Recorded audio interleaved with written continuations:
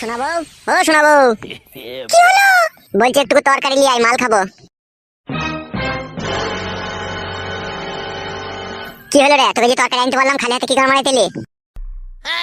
মরটা যেখানে কিনেছো সেখানেই তো খেয়ে আসতে পারতে, বাড়িতে কি দরকার ছিল আমার? এই মাগি, এই মালটা আমি বাইরে খেয়ে আসবো? আমার ঘর, আমার বাড়ি, তুই আবার আমারই বউ, তুই আবার আমার উপরে কথা বলছিস? তোর এত বড় সাহস? মদ বাড়িতে খাওয়া হবে না, তুমি যেখানে কিনেছো সেখানে গিয়ে খাও গা। কথাটা কি বললি তুই? গিলিলে কথাটা?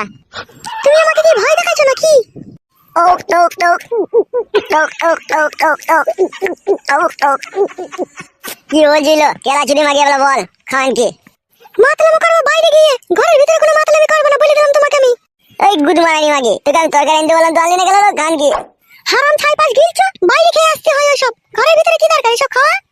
তুই খানকে আমাকে তরকারি দিলি না, গুদু মারানি। দেখ আমি এখনই ঝুমাকে বিয়ে করলে এরু আসবো, তারপরে বুঝিয়ে দেবো খানকে তুই ভাতারের মদ